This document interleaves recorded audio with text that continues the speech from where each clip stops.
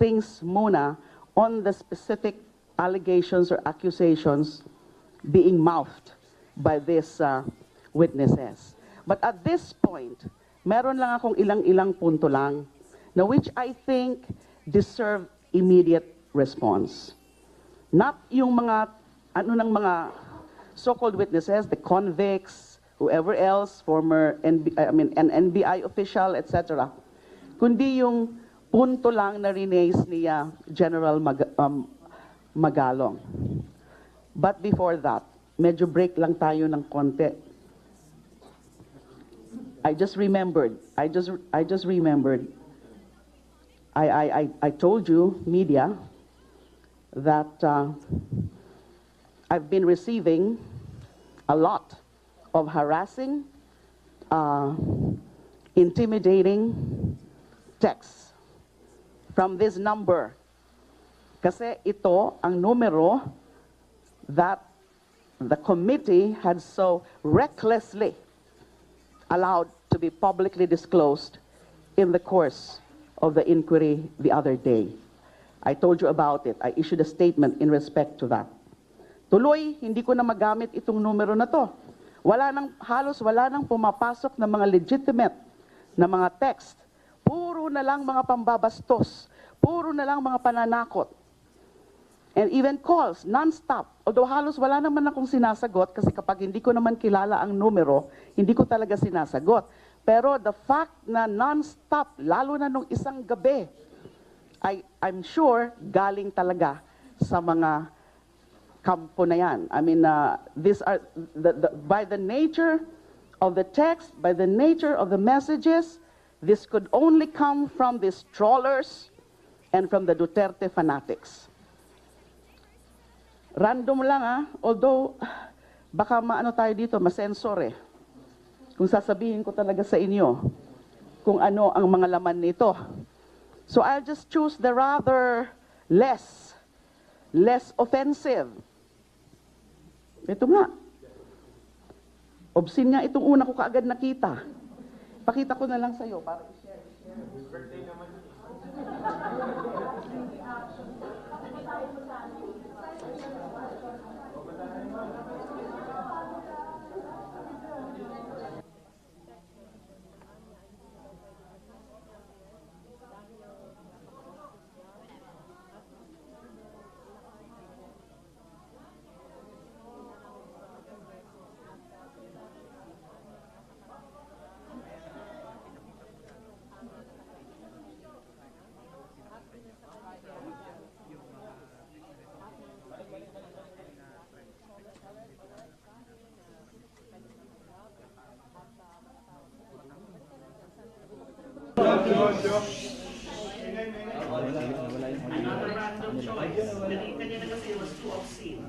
Ang mukha mo, maiyak ka, magpasa ka sa net, hanggang tao, galit na sa'yo.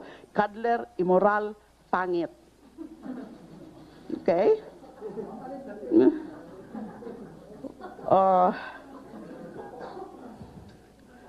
Hoy, Delimaw. As in halimaw, siguro to. Hoy, Delimaw, kailan ka magbabaril sa ulo mo? Kahit katiting, wala ka na bang konsensya at kahihiyan? Booking na booking ka na.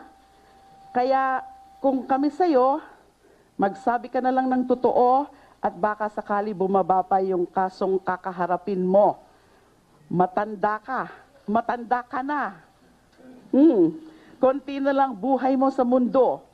Hindi ka ba natatakot mamatay ng makasalanan? Pwera lang kung pati sa impyerno gusto mo mapunta. That's just a random choice. Although, kasi hindi ko naman talaga binabasa na lahat.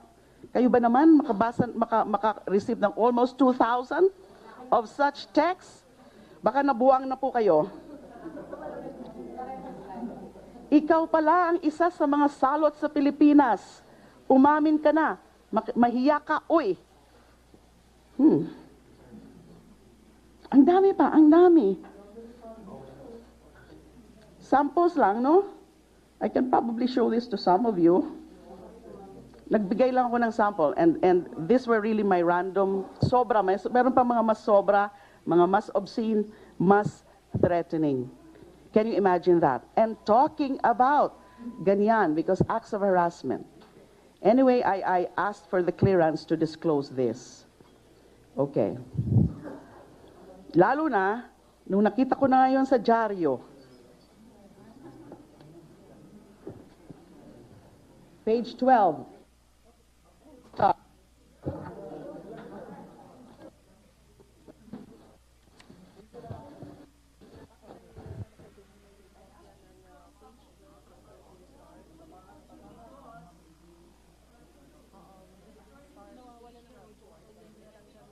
Other papers, ito lang kasi nakita ko ngayon. DOJ reverses ruling on Marcelino drug case. Bakit ko sinasabi ito? Bakit ko ito pino-point out? So ngayon na ito, this is Philstar, page 12, reporting na yung dating desisyon ng DOJ which dismissed the case against Colonel Marcelino, reverse. And naka-report pa nga dito na of course, initially, the hunting prosecutor recommended the dismissal for insufficiency of evidence. Now, he is being charged again.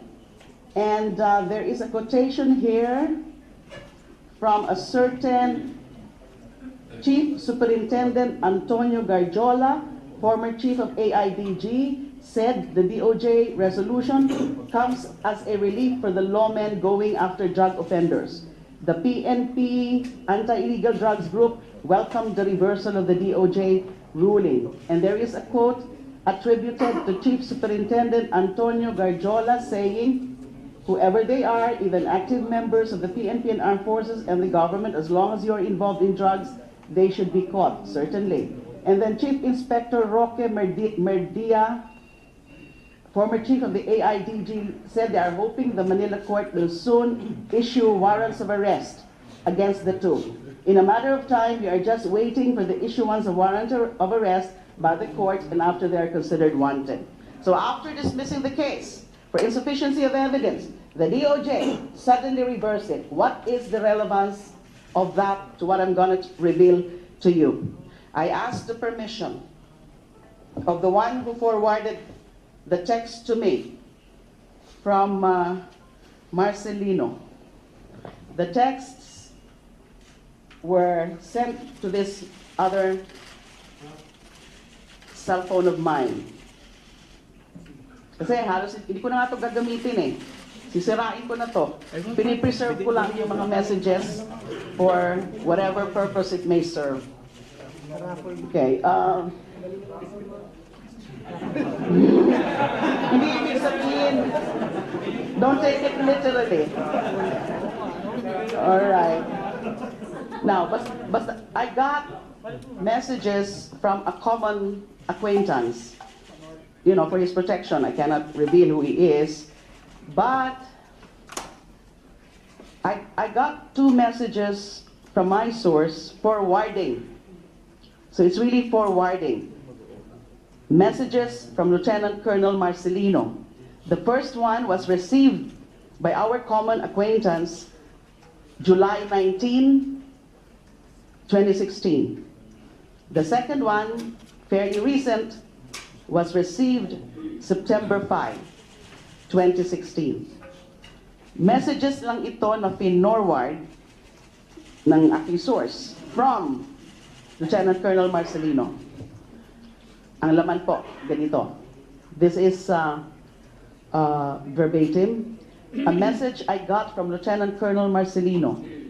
This is the July 19, 2016 message. Mista, good PM. Magpasalamat lang sana ako sa lahat ng tulong at efforts mo for me habang ako ay nasa kulungan. I can never thank you enough, Mista. Hindi pa ako masyado makagalaw at labas ngayon dahil ang daming gusto kumatay sa akin, Bok. Di ko pa din mapuntahan si Senator LD, obviously referring to me, Laila Delima, LD. Kasi ginagawan kami ng mga fabricated stories. There are also some groups who is trying to convince me to speak against her. But rest assured na hindi ako pagagamit sa kanila mista. Not only because I really appreciated and forever indebted sa inyo ni ma'am, but because the people deserve no less than the truth and justice. With my little knowledge and brief encounter with her, I never doubted whatsoever her integrity, mista. Magpasalamat din sana ako sa kanya personally when everything settles down. Ingat lagi and maraming salamat uli, mista. That was July 19. The more recent message, a shorter one, na pinorward ulit sa akin ng source ko, September 5, 2016. So the message from my source, I got a message from Lieutenant Colonel Marcelino, quote, "Mista, pressures against me are mounting, and they would even reopen my case. But rest assured that I will never give in to them, Mista. Please tell Senator L to keep faith and be strong." I want people to know that these things are happening now. Meron pa rin iba akong mga ibang alam. Hindi lang ako nakakakuha pa ng clearance from them kung pwede ko na rin i-disclose sa inyo. Through our common acquaintance kanina, nung nabasa ko nga po itong media report na ito, when I woke up this morning, na-reverse na yung kaso against Colonel Marcelino, I immediately texted our common acquaintance and asked him, can I seek the permission of Colonel Marcelino to disclose what he texted to me, or what he forwarded through you to me? Messages. And sumagot naman yung common acquaintance namin na pwede daw. Although out of reach by anyone ngayon siya, apparently because siguro nalaman na niya to, na mag-i-issue na sila ng warrants of arrest, he is secretly, privately communicating with me po. That's the situation now. As I said, meron pa hong ilang mga similar cases. They have been accessing certain personalities. Yung mga alam nila na dati kong mga nakakatrabaho. I think your question would be, why kaya ina-access si Colonel Marcelino at pinipilit siya to testify against me? He was part of the interagency as a representative of ISAF. I think it was one of those disclosed by General Magalong yesterday. Correct? If you review yung ano kahapon ni ni General Magalong. Kasi some of the intel na mga nag-gather namin noon in the course of the interagency came from Colonel Marcelino. Of course, we have other sources. And another thing that was confirmed by General Magalong was, di ba, when he first approached me, may nakita siyang parang diagram o parang ano. That's proof na even before sumama sa amin si General Magalong and offered to also participate because meron siyang sariling oplan, we were already starting all of this, that we were already discussing the situation in Bilibid. And when we say we, kami na nasa DOJ, meaning DOJ, when I say DOJ, with respect to the situation of the inmates, it's Bucor and also NBI because of the investigative aspect of things. So even before dumulog sa akin si General Magalong and also shared yung mga nakuha nilang mga information about the goings on in the Bilibid, dati na rin po namin yan pinag-uusapan, dati na rin po namin yan pinaplano. It is an interagency operation. Now on the point na during the final implementation of the raid, hindi nakasali si General Magalong and his group CIDG. May explanation po dyan.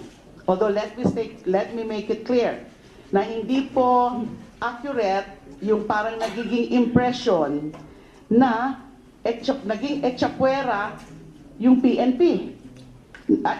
I think nasabi rin yan ni General Magalong na during the final implementation, aside from NBI, aside from Bucor, and then PIDEA, although yung mga use of K9, PNP was involved. NCRPO and other select units of PNP plus SAP. Nakalimutan lang banggitin ni General Magalong kahapon na may SAP. But I remember he mentioned select units of PNP and NCRPO. So, it's not true that PNP was out of the operations simply because CIDG under General Magalong then ay finally hindi kasama. But the whole operation, ang lead agency was still DOJ through NBI and Bucor. And that is one of the reasons kung bakit ultimately hindi ko ma-adopt yung pinopropose ni General Magalong na Oplan na he said something about volunteering to be ground commander. I could not do that, especially when I discussed it already with kina Villasanta and also Bukayo, na since this Bucor is under DOJ, kailangan ang lead is really DOJ through Bucor and NBI. So kung ang magli-lead is PNP, hindi po naging acceptable yan kina General Bukayo. Yung pong sinasabi ni General Magalong na one time he was approached by Villasanta and Bukayo na ayaw, wag niyong ituloy ang raid and then can you arrange a meeting with, I'm not very sure about that. I don't know that. In the first place, I doubt about that. Pwede bang i-arrange to meet with SOJ? Why would he? I mean, he can meet me, he can talk to me anytime. And we did talk, we did meet many times because he was the Bucor director. So why all of a sudden he would say, i-schedule mo nga ako, he could very well go directly to me. So I'm not sure about that statement of General Magalong, much less yung sinasabi niya na kinausap siya at sasabihin na wag na lang mag-raid. Because in the final implementation of the raid, nandun siyempre yung Bucor component. Although the real lead unit in the entire raid was NBI, as personally led or supervised by me. So that is what I can remember. Yes.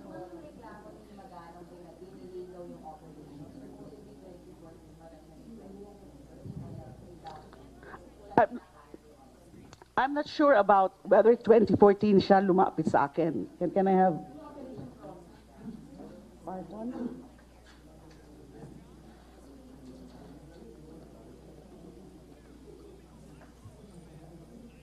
What did you say again?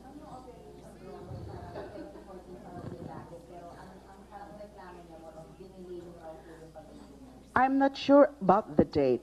I don't think it's 2014 that he first approached me. I think 2015 na yon. I don't know, I may be wrong also. I think 2015 na yon. Although by that time, nagsisimula na rin po yung mga discussions ko with Bucor and NBI. So yung lumapit siya sa akin, I don't quite remember that anymore. Yes, there may have been delay. It's because nga, when I discussed this, took that matter with Villasanta and with Bukayo, and in fact, in some of those instances, present then si former Director Mendez for NBI, ay ganun ang sinasabi nila, ma'am, hindi ho pwede na PNP ang maging lead because this is Bucor, which is under DOJ. And I could sense that there was dynamics within and among these police officials. Remember, General Bukayo used to be PNP official also. They had some issues with General Magalong, personality-related issues. Natatandaan ko po yon. But the real reason why nakumbinsi po ako na in the final implementation, support na lang sila and lead should be DOJ, NBI, Bucor, is because of that. That Bucor is under DOJ. Pero again, kasama pa rin ho namin yung PNP nung nag-implement. Kasi nandun nga yung NCRPO, certain other units, and SAF. Meron pa ngang mga snipers from SAF. So they were involved as support. Yes. Mm-hmm.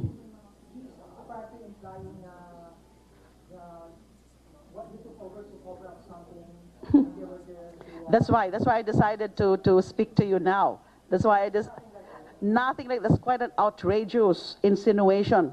That's why I felt I have to react right away. Hindi ko na yan isasama dun sa sinasabi ko sa inyong, I'll just explain later. I had to react because what I've been reading and hearing, there are very unfair, unfounded insinuations. Na may insinuations na, what? Ano yun? Pakitang tao na lang yun? O hausyaw na lang yun? Or what? Dahil may tinatago. General Magalong himself, remember, admitted that it was a very successful raid. And I can tell you that. It was a very successful raid at walang mga ganyan na mga theories. Yes. Yes.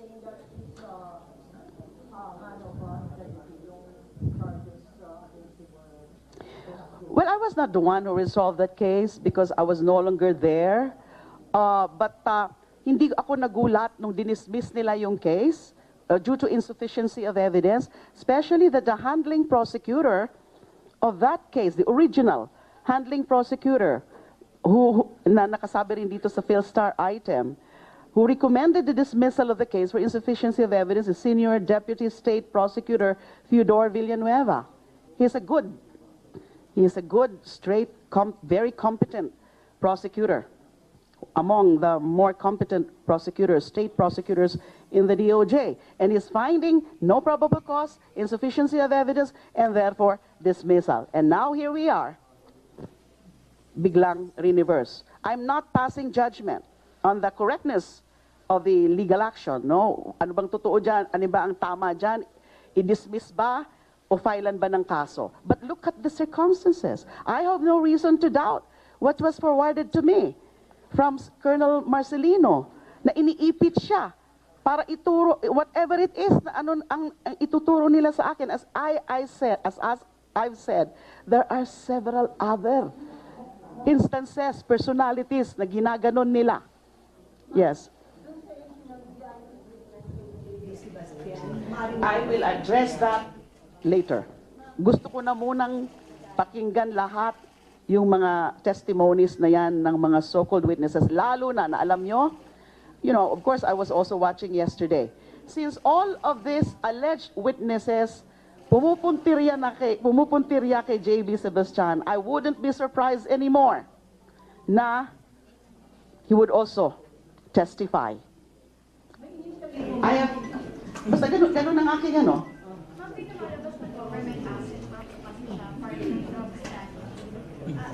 Yes. Yes. I cannot elaborate on that. That's why my advice to the House Committee, if they are willing to take that advice, but I think they invited also sila Villasanta, Bukayo. Yes, I would urge them to invite them. Although I would not know kung how, you know, yung pagdi-disclose nila ng mga operational details, would they go? Because these are operational details. Sila talaga yung mga nagsusupply sa akin din ng mga information to guide me on whether or not to proceed with the raid. Diba? So, sila yung nakakaalam, yung mga sources. Sila ang mga kinonsulta ko kung sino-sino yung mga ililipat. Kasi mga confirmed based on intel sources na mga may ano sa droga. So I would not want to further touch on that because as I said, I would want muna to hear out all of these so-called witnesses. The reason why I'm saying that he is an asset is because to dispel yung mga haka-haka na naman, yung mga malicious insinuations na the reason why hindi na muna siya sinama dun sa Bilibid 19 is because favored,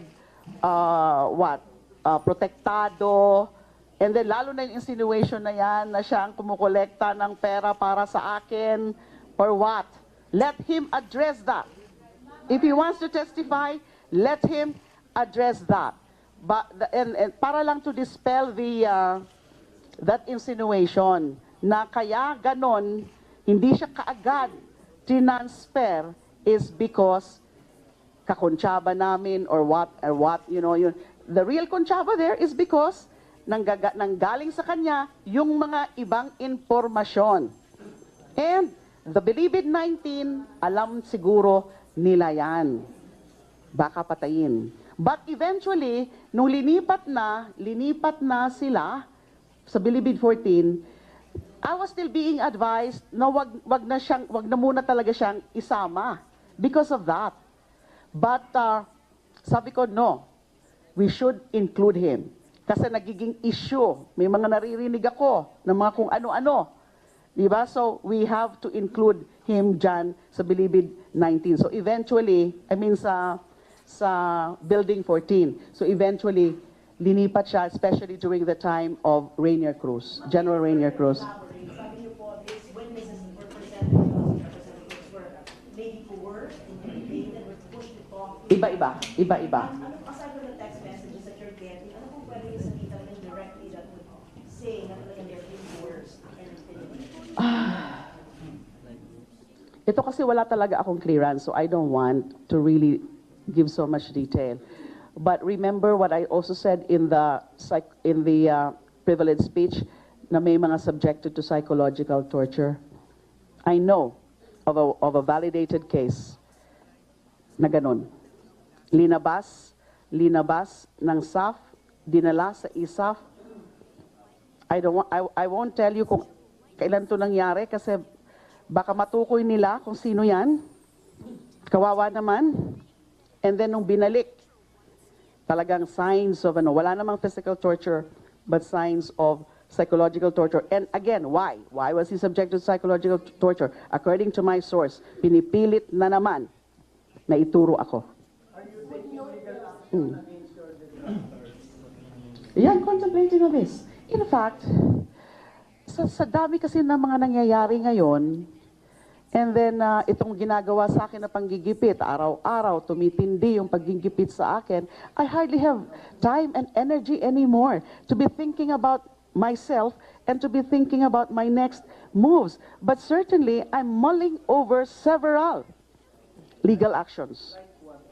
Unang-una, writ of amparo, habeas data. I'm now a subject of persecution and I'm no longer safe.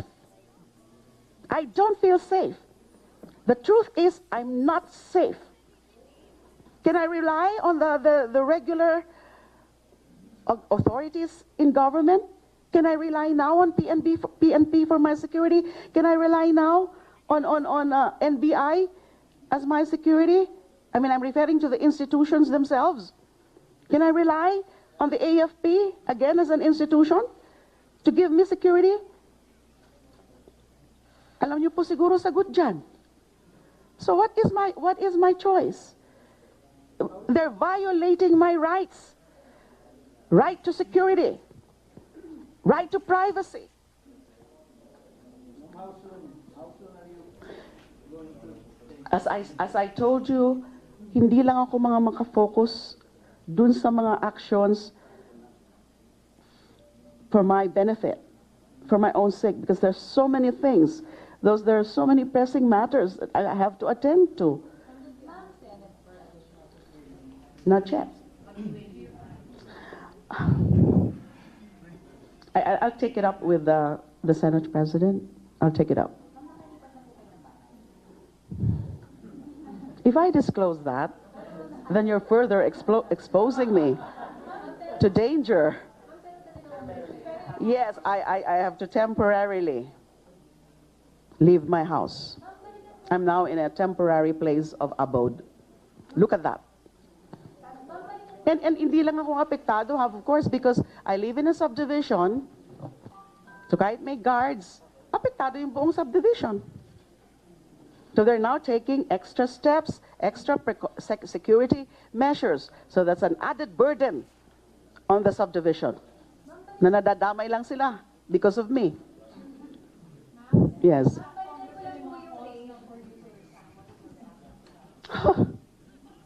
Should I? Ako ang ginigipit nila sa mga walang katuturan ng mga akusasyon nila, and then ako ang magre-resign. I don't want to speak further. Baka kung ano pang mga masabi ko, lalo magagalit ng mga yan. Yes.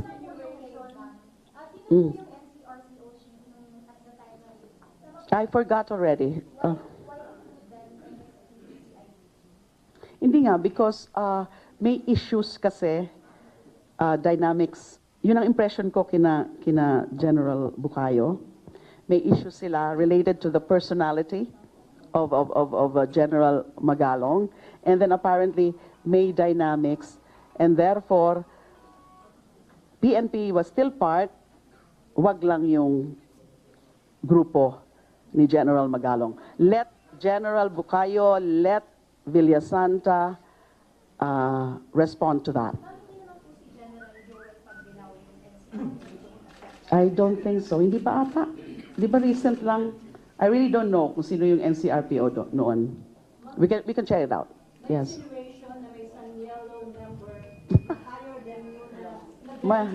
I ask you, sino pa ba ang official na yellow na mas mataas sa akin noon? When I was Secretary of Justice, I was an alter ego of the President, and therefore, the only one higher than me is President Pinoy himself. And so are they saying it's my president who is also a beneficiary of these things? Of course not. You know Pinoy. I mean, very outlandish, very outrageous. So hindi ko na alam nang nangyayari. Masyado na silang nagiging confidence sa sarili nila. They're becoming so reckless. They're resorting sa mga kwentong kutsero na ngayon. So mga, you know, it's getting to be laughable. I would not know. Why don't you ask Secretary Aguirre? That also have reactions to the conduct of the hearing wherein the I'll reserve that. I'll reserve that first to myself kasi baka ma-misinterpret po ako ng mga members ng House Committee. What I can say is that nakikita ko naman that the presiding, the chair, Congressman Umali, is rather fair in handling in handling the proceedings. In fact, Congressman Ray Umali is one of the godfathers of my eldest son, Israel, and he is also a brother in the fraternity.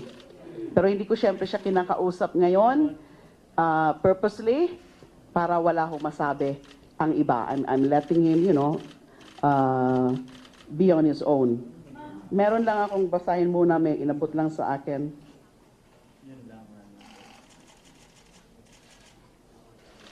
Okay. Yeah, I must confirm also that I really I respect General Magalong. I see him as a very professional official. Kilala ko rin yan. And what I can say is that kaya ganun ang parang naging ano niya yesterday is he had some sentiments because he was medyo nagtatampo. I think he admitted that. Na sumama ang loob niya and PIDEA. Correct? Dahil hindi siya involved finally. So baka out of frustration lang, kaya niya linabas yun. But other than that, I have no problem with General Magalong. I perceive him to be a professional official. Last questions, please.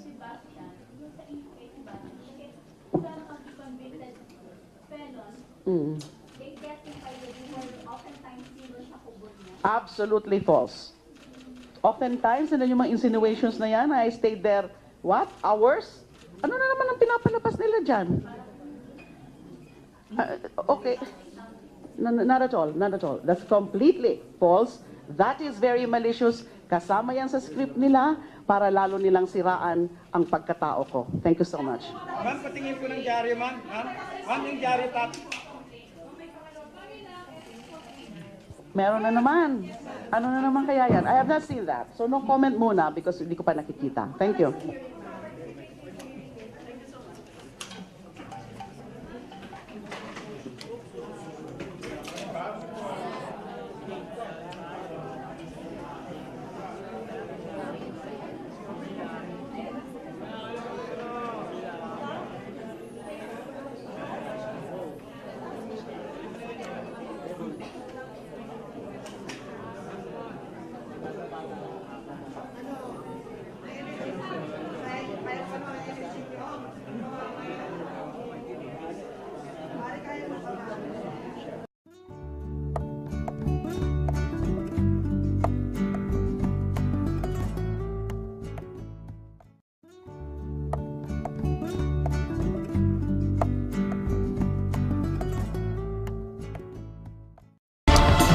Testigo raw laban kay Senator Delima ang nasa 10 hanggang 12 drug lords kaugnay sa paglaganap ng illegal drugs sa New Bilibid Prison. Ilan sa kanila kabilang na ang tinaguriang Bilibid 19. Ikukwento raw ng mga drug lord na inutusan sila ng isa pang drug lord na magbenta ng droga para di mano makalikom ng pera para sa kampanya ni Delima noong eleksyon. Samantala, nagkakainitan daw ang ilang high-profile inmates sa Bilibid, kaya inilipat muna sila sa Camp Aguinaldo. Live mula sa Muntinlupa City, may exclusive report si Marisol Abduraman. Marisol? Jessica, una na nga riyan ang tinatawag nilang first batch, ang 8 doon sa kabilang sa mga high-profile or high-risk inmates. Kabilang nga roon ang 4 na tinatawag natin mga Bilibid 19. Inilipat sila kahapon mula rito sa New Bilibid Prison papuntang Camp Aguinaldo Detention Facility. Kuha ito ng CCTV sa New Bilibid Prison kahapon nang ilabas ang 8 high-profile at high-risk inmate mula sa NBP sa Muntinlupa City. Isinakay sila sa van ng Bucor na bantay sarado ng Special Action Force at ng prison guards ng Bucor. Dakong 3:30 ng hapon kahapon, dumating ang convoy sa Camp Aguinaldo sa Quezon City. Sa loob ng kampo, nanatiling gwardyado ang mga inmate na kinabibilangan ng 4 sa tinuguriang Bilibid 19 na sina Noel Martinez, Joel Capones, Herman Agoho at Herbert Kulanco. Si Kulanco bago tuluyang ipasok sa kanilang bagong piitan, napakanta pa. Dito sa mga sedang ito sila ikukulong na kinumpirma ng OIC ng Bureau of Corrections nasa loob ng AFP Custodial Center. Sabi ng Bucor, ang paglilipat ay bahagi ng paglilinis sa Building 14 kung saan nakakulong ang mga high-profile at high-risk inmates. Initially kasi nagkaroon kami ng initial discussion to decongest Building 14. Gusto naming linisin ng husto yung Building 14. And you can only do that by totally Removing them. Unang batch pa lamang daw ito ng mga high-profile at high-risk inmate na inilipat sa ibang pasilidad mula rito sa New Bilibid Prison. Pero ang tanong, bakit nga ba inuna ang ilan na kabilang doon sa tinuguriang Bilibid 19? May namumuraw kasing tensyon sa pagitan ng mga ito kaya kailangan na silang alisin sa Building 14. Isang consideration pa yung information nga namin na baka magkasakitan sila. Sabi ng Justice Department, nasa 10 hanggang 12 drug lords daw ang haharap para tumistigo laban kay Senator Delima. Marami raw sa mga ito kabilang sa Bilibid 19 na dinala noon sa NBI. Kabilang na nga sina Herbert Kulanco, Noel Martinez ng Genuine Ilocano Gang na isa raw sa pinakamalaking gang sa Munti. Sila ay inatasan ni Jaybee Sebastian na magsimulang maglikom, magbenta ng droga at yung napagbentahan yan, then kinukuha yung kontribusyon para daw sa political campaign fund. Secretary Delima. Lahat daw ng head ng bawat drug gang sa Bilibid ang inutusan ni Jaybee na magbenta ng drugs para makaipon ng pangtakbo ni Delima. Ang raid sa Bilibid noong December 2014, ginawa raw para matapon ang ibang drug lord sa ibang lugar para masolo na raw ni Jaybee Sebastian ang koleksyon ng bentahan ng droga. Nakapanayam ng GMA News si Senator Delima tungkol sa NBP inmates nitong nakaraang Martes. Hindi ko po alam kung ano na naman ang mga balak nila. Whatever would come out, anong so-called evidence linking me to drugs can only be fabricated. Lahat naman yan, walang katotohanan. Saan ba mga nanggagaling yan? Sino ba mga nakukuha nila mga witnesses na yan?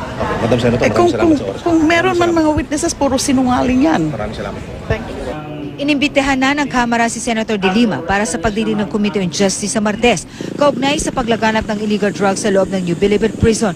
Pero ayon kay Speaker Pantaleon Alvarez, hindi naman daw siya pipiliting dumalo. Ninilaw rin ni Alvarez na hindi ganti ang gagawin nilang investigasyon sa ginagawang pagtalakay ng Senate Committee on Justice and Human Rights na pinamumunuan ni Delima kaugnay sa di umano'y extrajudicial killings. Sa ngayon, hindi pa masabi, Jessica, kung kailan talaga matatapos ang paglilipat dito sa lahat ng mga inmates. Ang sabi kasi sa atin ng Bureau of Corrections, lahat daw ng nasa Building 14 ngayon. Ito yung tinatawag, Ma'am Jess, na parang kung merong maximum security compound, ito yung tinatawag nilang super maximum.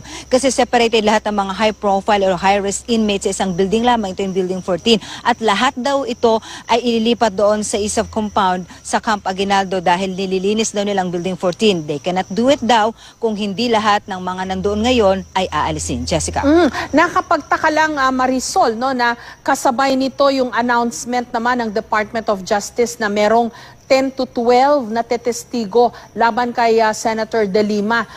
Although sinabi nung yung na-interview na hindi, it's just to decongest, kaya inilipat yung mga preso. Pero did you see any other indications na may connection nga dito sa paglilipat ng ilang mga inmate sa Camp Aguinaldo dito sa pagtestigo laban kay Senator Delima?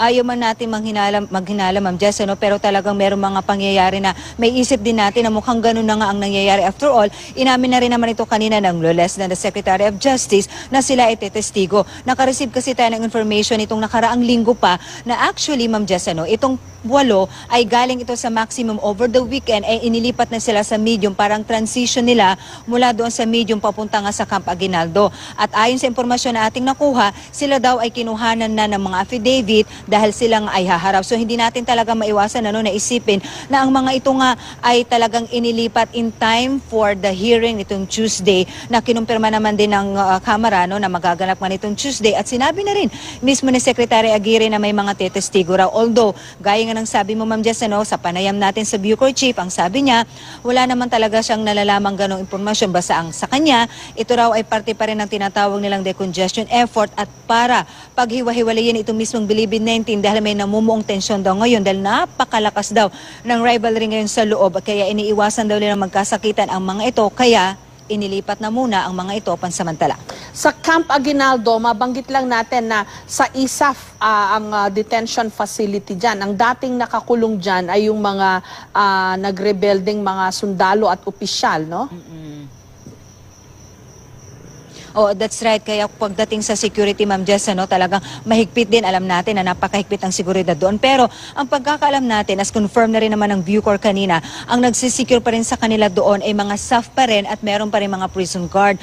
Pero dahil kinukulang na rin daw talaga ang bilang ng staff dahil kailangan talaga sila dito sa maximum security compound, pinag-aaralan daw nila kung pwedeng ibigay na ang pangangalaga sa seguridad ng mga ito doon sa prison guard na lang ng Bucor talaga. Total, kampante naman sila dahil nasa ISAF compound naman na napakahigpit ng seguridad at nasa loob na mismo ito ng General Headquarters ng AFP na Campo Aguinaldo. So malamang baka yung mga staff na nagbabantay ngayon i-recall na rin daw dahil kailangan sila dito sa maximum security compound ng Jess. Okay, background lang, yung isa sa mga inilipat, si Herbert Colanco, nung nandyan sa Bilibid yan, yan yung may banda pa, di ba? At nakapag-recording pa ng mga kanta niya, meron siyang recording studio doon sa Bilibid. Ngayon naman, nakuhanan doon sa paglilipat ng mga inmate na kumakanta pa habang nasa sasakyan. Ano daw ba yung tungkol, saan daw ba yung pagkanta niya bigla, Marisol? Maidagdag din natin, Ma'am Jess, bukod doon sa kanyang recording studio, nasa loob na siya ng Bilibid, nakapagpalabas pa siya ng album. Kung matatandaan mo, Ma'am Jess, nung pumunta dito si General De La Rosa sa loob ng Bilibid, kasama na niya ang South that time, napangkanta din ito, pero hindi naman literal na pagkanta dahil talagang pinaamin siya right on the spot ni General Bato kung sino-sino yung mga drug lords sa loob, sino-sino ang kanilang mga katransaksyon. Si Kulangko kasi palibhasa ay naging notorious, talagang naging matunog ang kanyang pangalan. Kaya pagdating daw niya sa Campo Aguinaldo kahapon, naging curious daw lahat ang mga nandoon na nag-aabang sa kanya, aside of course sa mga taga-SAF at taga-Bucor. Kaya hiniritan ata na, saan ba dito si Kulangko? Biniro lang atang ganyan na, sige nga, pakitaan mo nga kami, sampulan mo kami ng kanta. Kaya ayon, kumanta nga si Kulangko kahapon bago siya tuluyang bumaba at pumunta sa kanyang selda. Mabuti na ipaliwanag kasi medyo kataka-taka, ba't bigla siyang kumanta? Yung pala, pinakanta. Maraming salamat sa iyo, Marisol Abduraman.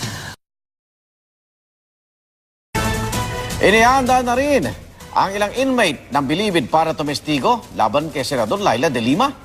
8 high-profile na preso kasi po ang inilipat mula sa Bilibid at patungo po ng Camp Aguinaldo. Bahagi lang daw ito ng pag-aayos sa dati nilang kulungan, pero bago pa niyan, nakatanggap na ng impormasyon ng GMA News tungkol sa paglilipat ng ilang inmate para kunan ng salaysay.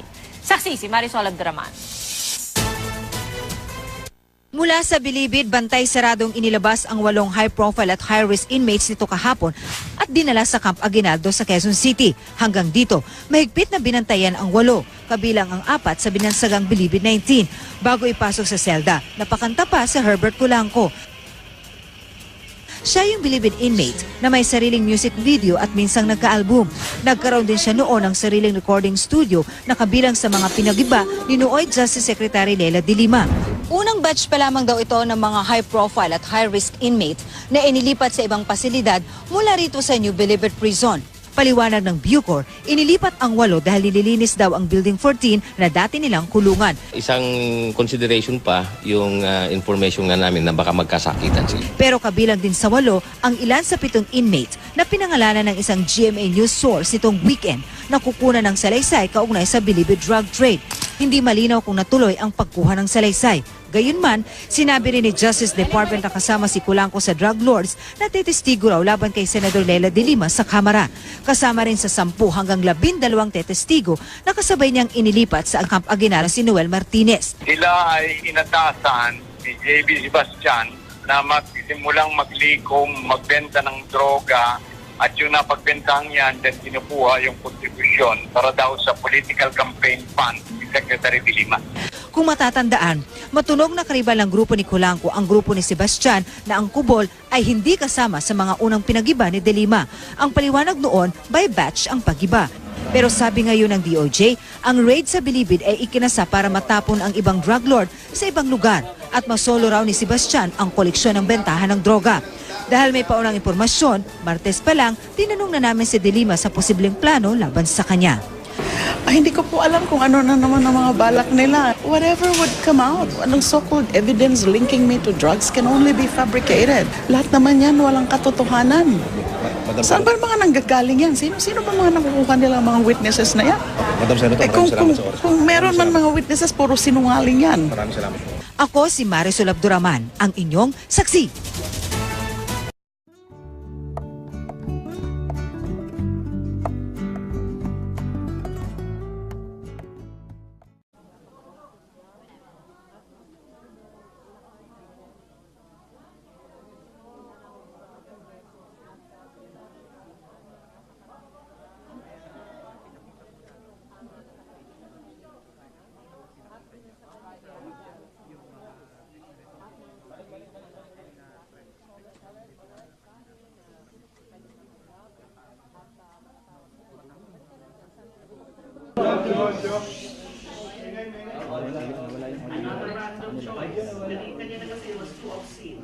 Ang kapal na mukha mo, maiyak ka, magbasa ka sa net, at try mo mga tao, galit na sa'yo. Cuddler, immoral, pangit. Okay?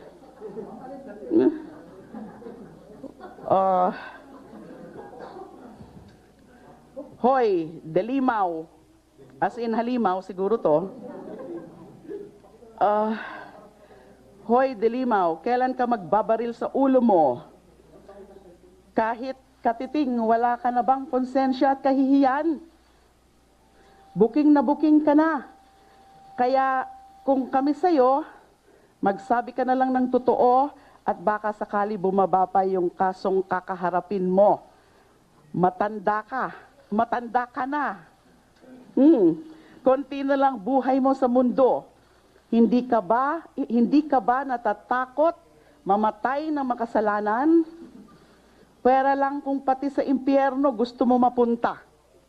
That's just a random choice. Although, kasi hindi ko naman talaga binabasa na lahat. Kayo ba naman maka-receive ng almost 2,000 of such texts? Baka nabuwang na po kayo. Ikaw pala ang isa sa mga salot sa Pilipinas. Umamin ka na. Mahiya ka, uy. Ang dami pa, ang dami. Samples lang, no? I can probably show this to some of you. Nagbigay lang ako ng sample and these were really my random, sobra, meron pa mga mas sobra, mga mas obscene, mas threatening. Can you imagine that? And talking about ganyan, because acts of harassment. Anyway, I asked for the clearance to disclose this. Okay. Lalo na, nung nakita ko na ngayon sa dyaryo, page 12.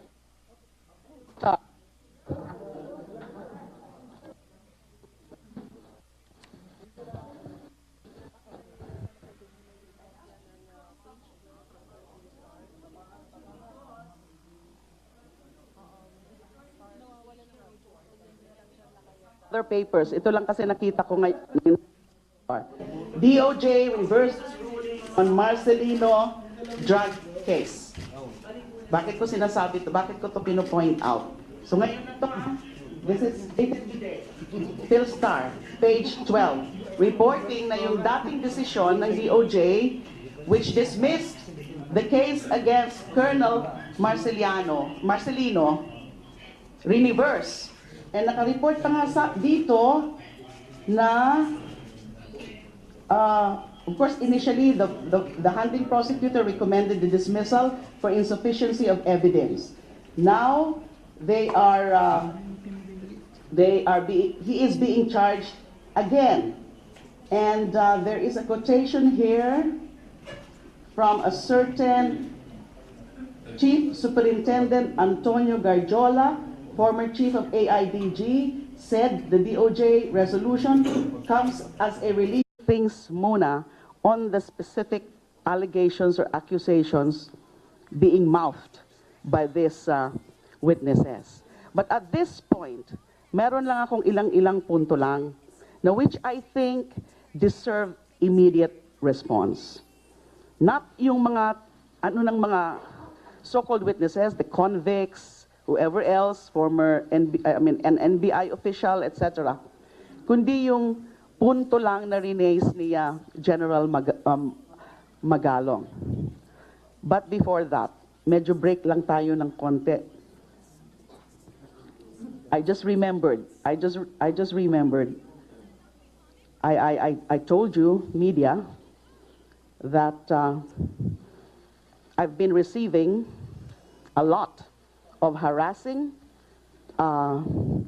intimidating texts from this number. Kasi ito ang numero that the committee had so recklessly allowed to be publicly disclosed in the course of the inquiry the other day. I told you about it. I issued a statement in respect to that. Tuloy, hindi ko na magamit itong numero na to. Halos wala nang pumapasok na mga legitimate na mga text. Puro na lang mga pambabastos. Puro na lang mga pananakot. And even calls, non-stop. Although halos wala naman akong sinasagot kasi kapag hindi ko naman kilala ang numero, hindi ko talaga sinasagot. Pero the fact na non-stop, lalo na nung isang gabi, I'm sure galing talaga sa mga kampo na yan. I mean, these are, by the nature of the text, by the nature of the messages, this could only come from these trawlers and from the Duterte fanatics. Random lang although baka maano tayo dito, masensor kung sasabihin ko talaga sa inyo kung ano ang mga laman nito. So I'll just choose the rather less offensive. Ito nga. Obscene nga itong una ko kaagad nakita. Pakita ko na lang sa'yo para i-share.